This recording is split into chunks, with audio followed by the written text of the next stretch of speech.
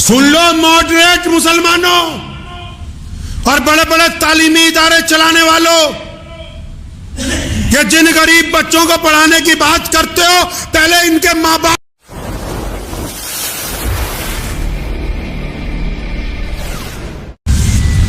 اسلام کے اس رکن کو سمجھیے کہ جس کو نماز کے ساتھ جوڑ کر بیان کیا گیا، یہ تو بڑا آفاقی نظام ہے، بڑا خوشی کا معاملہ ہے، استقامت کی بات ہے کہ ہم غربت دور کرنے کے لیے تیار ہیں۔ یہ ہم نے کیا کر دیا زکوٰۃ کے ساتھ؟ کئی تو کنجوس بن کے بیٹھ گئے نا، کنجوس کے لیے بھی اللہ رب رسول نے لعنت بھیجی ہے۔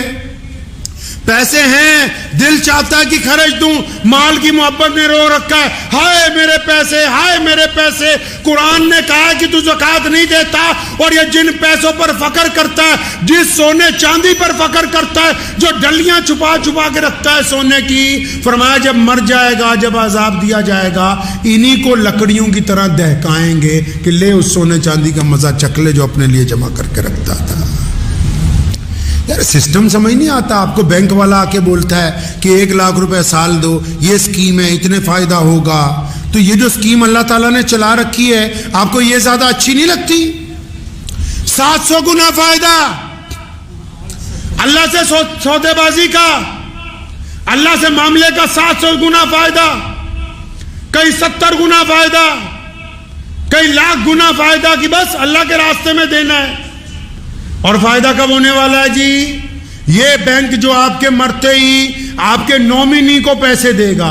جس بینک میں آپ کا کھاتا ہے نا، جب آپ کا انتقال ہو جائے گا، نومینی مطلب جس کا نام آپ نے بھرا ہوا ہے، اس کو آپ کے حصے کے پیسے ملیں گے، لیکن وہ جو کھاتا اللہ کے پاس چل رہا ہے، جب آپ اللہ کے حضور پیش ہوں گے، آپ کے کھاتے کی نیکیاں آپ ہی کو ملنے والی ہیں، آپ کو ملنے والی ہیں آپ کے کھاتے کی نیکیاں۔ تو ذہن نشین کر لیں اس بات کو کہ زکوٰۃ کے نظام کو رب رسول کے حکم کے مطابق ادا کریں۔ یہ نہ ہو کہ اب جیسے ہم کسی کے پاس چلے جائیں اور پوچھنے لگیں، کوئی صاحب کسی کے پاس گئے اور وہ حضرت جی زکوٰۃ دینی تھی 2-4 لاکھ روپیہ، 1-آدھا گھنٹہ اس نے اپنی بات بتائی، اب وہ حضرت جی کہنے لگا جی یہیں دے جا ہمارے مدرسے میں۔ مجھے اچھی طرح یاد ہے والد محترم شیر اسلام مولانا حبیب الرحمن ثانی لدھیانوی رحمۃ اللہ علیہ کے پاس ہم نے تربیت کے وقت گزارے ہیں۔ ایک صاحب کا فون آیا تو انہوں نے کہا جی اتنے لاکھ روپے زکوٰۃ ہم دینا چاہتے ہیں آپ کے مدرسے میں۔ تو ابا جان رحمۃ اللہ علیہ اس سے پوچھنے لگے کہ بھائی کیا تیرے رشتہ داروں میں یار کوئی غریب ہی نہیں ہے؟ تمہارے پڑوس میں کوئی غریب ہی نہیں بچا؟ تو کہنے والا خاموش ہو گیا۔ تو کہنے لگا نہیں حضرت ہیں۔ تو فرمایا پہلے ان کی ضرورت کو، اسلام اس کا نام ہے کہ اس کو اس طرح قائم کرو جس طرح محمد الرسول اللہ نے کیا۔ اگر کوئی بندہ رب رسول کی بات کرتا ہوا بھی اپنے مفادات پہ آ جائے تو خدا کی قسم خدا کے نزدیک وہ بے ایمان ہے، ایماندار ہو نہیں سکتا ہے، وہ ایماندار نہیں ہو سکتا۔ اللہ تعالیٰ جیسے چاہتے ہیں کہ میرے بندوں کو میرے رسول کی بات جس طرح بتائی جائے، جو بات اللہ تبارک و تعالیٰ نے اپنے بندوں کو سمجھائی وہی بات زندگی کے معاملات میں ہونی چاہیے۔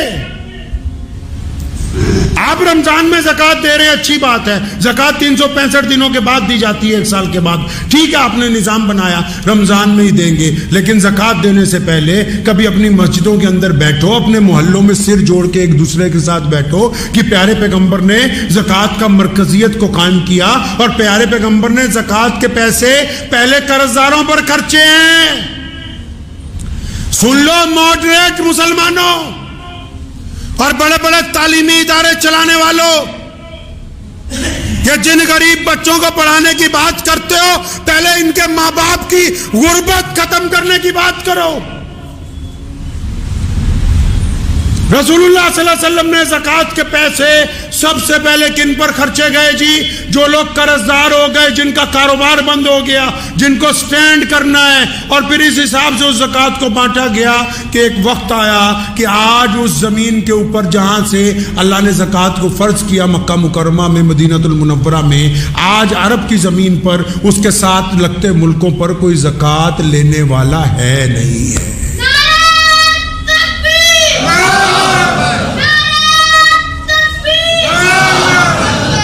تو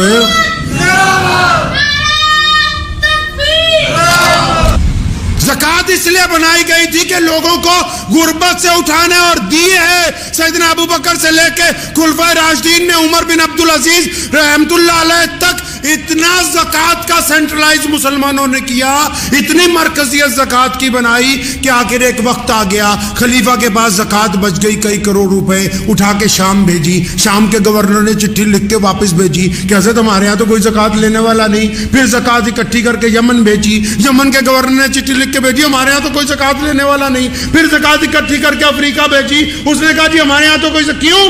کیونکہ زکات کو ہر سال انہوں نے مرکزیت بنا کے اپنے علاقے میں سے غربت کو دور کی۔ معاف کرنا، آج کے لوگ غربت کو قائم رکھنا چاہتے ہیں، یہ زکات کو تماشبینی کی طرح دینا چاہتے ہیں، یہ غربت نہیں دور کرنا چاہتے، یہ اپنا نام و نہاد چاہتے ہیں۔ یہ جتنے بڑے بڑے چودھریوں کے پاس، گستاخی کی معافی سے کہہ رہا ہوں، جو بڑے بڑے ادارے بھی بن گئے نا، ان کے اپنے مولوی بھوکے مر رہے ہیں، قرض میں ڈوبے ہوئے ہیں، سود پہ پیسے لے لے کے مرنے کے لیے تیار ہیں، خودکشیاں کر رہے ہیں، اور تم زکات کے اوپر سانپ بن کے بیٹھے ہوئے ہو کہ نہیں یہ تو پڑھائی پر۔ کس پڑھائی پر؟ اسلام نے کہا کہ جو غریب ہے اس کو اتنا دو، اتنا دو، اتنا دو کہ آئندہ سال یہ خود اپنے بچوں کو پڑھائے، یہ خود دوسروں کو زکات دے، یہ خود اپنی بیوی بچوں کا خرچ اٹھائے۔ تم چاہتے نہیں، تم کہتے ہو کہ بس غریب کے بچے کو 3 وقت مدرسے میں روٹی کھلائیں گے، اس کی غربت نہیں دور ہونے دیں گے۔ زکات کا تماشا کھیل بنا دیا زکات کو۔ ارے اس حد تک گر گئے ہیں ہم، تو فطرہ رکھا تھا اس لیے کہ چلو روزے کا کفارہ ادا ہو جائے گا، کسی غریب کی جھولی میں کچھ چل جائے گا۔ ایتھے تا عید آڑ تو پہلے ہی فطرہ کھچ کے لے جانے ہیں کہ کسی غریب کے منہ میں نہ ڈال دے، بھیا یہ ہمارے پاس پہنچا دے بس۔ آپ یہ دیکھیں کہ جس دین کا پوری دنیا میں چرچا ہے، جس دین کا نظام کائنات میں سب سے اعلیٰ ہے، جس دین کے خلاف دشمن اس طرح سازشیں کرتا ہے، روکنا کیسے؟ اس دین میں عبادت کے ساتھ مال کی ادائیگی اس حساب سے رکھی گئی تھی کہ تمہاری صفوں میں کوئی غریب نہ رہے، تمہاری صفوں میں کوئی محتاج نہ رہے، تمہاری صفوں میں کوئی ضرورت مند نہ رہے، تمہاری صفوں کے اندر کوئی مانگنے والا باقی نہ رہے۔ ہم نے اس نظام کو چھوڑ دیا، ہم نے سوچا صرف نماز پڑھنی ضروری ہے، زکات تو ہم 1-1 روپیہ کر کے بانٹیں گے، تمہارا سکا بھائی غریب ہے، سکی بہن غریب ہے، تمہارا چچا غریب ہے، تمہارا تایا غریب ہے، تمہارا ماموں غریب ہے، تو اسے زکات دینے کے لیے تیار نہیں ہے کہ 1 سال کی اکٹھی زکات 2-4 لاکھ اس کو دے دوں، یہ سنبھل جائے۔ نہیں، تو کہہ رہا ہے جی میں 2-2 ہزار کر کے بانٹوں گا۔ اللہ اکبر! یہ زکات کا نظام اسلام کے اندر تمہیں سمجھایا کس نے ہے؟ اور زکات تو یہ صرف وہ فرض ہے جو مالداروں پہ دینی، اس کے بعد بھی قرآن نے کہا کہ جو دینا اللہ کے راستے میں اور دو، رکو نہیں، اللہ سے کاروبار کرو، رکو نہیں اللہ کے راستے کے اندر مال خرچ کرنے سے۔ ہم نے زکات کے ساتھ کیا کر دیا؟ ہم نے کیا کر دیا زکات کے ساتھ؟ بہت سارے تو ایسے ہو گئے کہ جی زکات دینے کی ضرورت ہی نہیں ہے۔ عام سے محاورے کے ساتھ سمجھ لیجئے، آپ کے کوئی جسم پر زخم ہو گیا، آپ ڈاکٹر کے پاس چلے گئے، ڈاکٹر نے کہا چیرا لگائیں گے تو یہ 2-3% خون جو ہے، 2-4 قطرے خون کے نکل جائیں گے تو یہ آپ کا زخم ٹھیک ہو جائے گا۔ تو آپ ڈاکٹر کو کہا کیوں؟ میں تو اپنے 2.5 قطرے خون کے نہیں دے سکتا ہوں، کیونکہ جسم بھی میرا، خون بھی میرا۔ ڈاکٹر کہتا چلو کوئی بات نہیں۔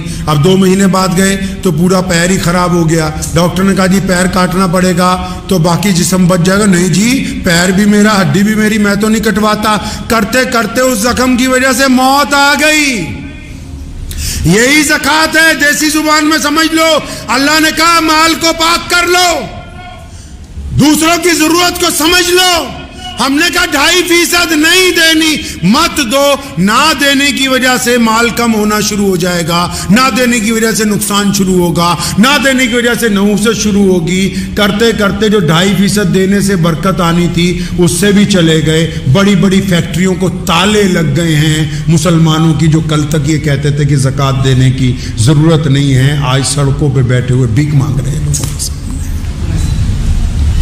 اس لیے ذہن نشین کر لیں، میرا مقصد آج کے بیان کا یہ نہیں ہے کہ ہم مدرسے والوں کو اور لوگوں کو مت دیں، لیکن زکوٰۃ کو کم از کم اپنے محلے میں تو مرکزیت بناؤ. جتنے آنے والے ہیں ان کو بھی کچھ دو، لیکن جو تمہارے پڑوسی غریب ہیں ان کو تو صاحب نصاب بنا دو. جن بچوں کے ماں باپ غریب ہیں ان کو تو صاحب نصاب بناؤ. جن کے گھروں کے اندر ضرورت ہے ان تک تو مال پہنچاؤ. جو زکوٰۃ کے مقصد تھا کہ ہم نے معاشرے میں سے، سسٹم میں سے، سماج میں سے غربت کو دور کرنا ہے، آپ نے زکوٰۃ کے اس نظام کو چھوڑ دیا. آپ دوسری طرف چلے گئے، آپ زکوٰۃ کو ایک ایک روپیہ کر کے بانٹنے لگے. یہ زکوٰۃ کی ادائیگی نہیں ہے. اور بھی سن لو، بیپاریوں کو بھی سنا دوں درمیان میں، کئی ایسے ہیں اڑ جاتے ہیں، نہیں جی میں تو زکوٰۃ میں کپڑا دوں گا، نہیں جی میں تو زکوٰۃ میں چاول دوں گا. ایک بات بتاؤ، کسی کے گھر میں ماں بیمار ہو اور تم کہو جی میں تو زکوٰۃ میں بکرا دوں گا، اس بکرے کو تو ذبح کرانے کے پیسے نہیں ہیں اس کے پاس. آپ کہو جی زکوٰۃ میں تو میں کپڑے دوں گا، اس کے بچوں کی فیس چاہیے، وہ تو کپڑا اس مال میں بیچ نہیں سکتا. اللہ نیتوں کو جانتا ہے. اپنے کنڈم مال کے ذریعے زکوٰۃ دینا چاہتے ہو، اپنے بیکار مال کے ذریعے زکوٰۃ دینا چاہتے ہو، اپنے اس مال کے ذریعے جو تم یہ سمجھتے ہو کہ بک نہیں سکتا، یہ تم سمجھتے ہو کہ تم نے زکوٰۃ دے دی. تم دنیا والوں کو دھوکہ دے سکتے ہو، اللہ کو دھوکہ نہیں دے سکتے. اللہ کو نہیں دھوکہ دے سکتے. ذہن نشین کر لیجئے اس بات کو کہ ہم نے اپنے نظام کو درست کرنا ہے، پیارے پیغمبر حضرت محمد رسول اللہ صلی اللہ علیہ وسلم کے مطابق کرنا ہے. جس طرح نبی علیہ السلام زکوٰۃ دلوانا چاہتے ہیں، ہم ویسے زکوٰۃ دینے والوں میں شامل ہو جائیں. اور فطرہ جو ہے وہ روزے کا کفارہ ہے. روزے میں کئی بار کچھ نہ کچھ غلطی ہو جاتی ہے، لیکن فطرے کی دو وجوہات ہیں. ایک تو روزے کا کفارہ، دوسرا فطرہ نماز سے پہلے اس لیے ادا کرنے کے لیے حکم ہوا کہ جب تم چلو گے نا تمہیں پتا ہوگا یار آس پاس محلے میں کتنے غریب ہیں، کون سا ایسا محتاج ہے، سارا فطرہ اکٹھا کر کے اپنے گھر کا لے جا کے اس کے گھر میں دے دو گے، لفافے میں ڈال کے اس کے گھر میں ڈال دو گے. لیکن ہم نے فطرے کا بھی بنٹا دھار کر دیا. ہم نے کہا غریبوں تک تو یہ پہنچنے ہی نہیں دینا ہے، یہ تو بس تعلیمی اداروں کے اوپر لگائیں گے. وہ خدا کا واسطہ ہے، اسلام کو بدلنے کی کوشش کرو. نظام کو جو لوگ اسلام سے ٹکرائے ہیں وہ کامیاب نہیں ہوئے. سن لو کام سے، جو لوگ محمد رسول اللہ صلی اللہ علیہ وسلم کے نظام کو بدلنا چاہتے ہیں وہ دنیا میں کامیاب نہیں ہو سکتے. یہ مسلمانوں کی بات کر رہا ہوں، جو یہ چاہتے ہیں جی ہم بڑے مولوی ہیں، ہم بڑے ادارے والے ہیں، ہم بڑے چودھری ہیں، ہم بڑی مسجد کے پردھان ہیں، ہم بتائیں گے اسلام تمہارے باپ کی جاگیر نہیں ہے. اسلام کے بارے میں اگر کوئی بتا سکتا ہے تو صرف محمد رسول اللہ صلی اللہ علیہ وسلم. جس طرح انہوں نے کہا ہے اس طرح چلنا ہوگا. اور اگر رسول اللہ کے طریقے پہ چلو گے تو دنیا آپ کے آگے عزت کرے گی. رسول اللہ کی اتباع کرو گے دنیا آپ کی اتباع کرے گی. اگر نعوذ باللہ اسلام میں غنڈہ گردی کرنے کی کوشش کرو گے، اسلام میں جواز نکالنے کی کوشش کرو گے، مصلحت کے نام پر مسئلے بدلنے کی کوشش کرو گے، تو پھر یہ ہے اسلام تو قیامت تک قائم رہنا ہے. تمہارا وجود ختم ہو جائے گا، کوئی پوچھنے والا نہیں ہوگا. دعا کریں، وقت بھی ہو گیا. اللہ تبارک و تعالیٰ مجھے بھی آپ سب کو بھی زکوٰۃ صحیح طریقے سے ادا کرنے کی سمجھ عطا فرمائے. اپنے اپنے علاقوں میں مستحق لوگوں کو کم از کم ان کے اس قابل بنانے کی اللہ تبارک و تعالیٰ ہمیں توفیق عطا فرمائے. اور جتنے لوگ مدرسوں میں مال دیتے ہیں نا، اللہ نے تمہیں بہت دے رکھا ہے. مدرسے والے جب آئیں تو ان کو مطہر مال دیا کرو، مطہر مال دیا کرو، اپنا اچھا مال، بہترین، تاکہ قوم کے بچوں نے یہاں پڑھنا ہے. اور پھر جو زکوٰۃ لینے آ رہا ہے یا پھر زکوٰۃ اکٹھی کر رہا ہے یا کسی مدرسے کا سفیر ہے، جب رسید کٹوا لو تو اس کو بھی علیحدہ سے 500,000 روپے دو، کیونکہ اس کا تم پہ احسان ہے کہ وہ چندہ کرنے تمہارے دروازے تک آ گیا ہے. وہ سارا نظام غیر مسلموں کی اگر آپ عبادت گاہوں میں دیکھو گے نا، میں حیران ہو جاتا ہوں کہ اسلام کے مطابق جیسے جیسے ہم چاہتے تھے کہ رسول اللہ ویسے ہمیں سمجھائیں، ہم نے تو چھوڑ دیا، پوری دنیا نے اس کو پکڑا ہوا ہے.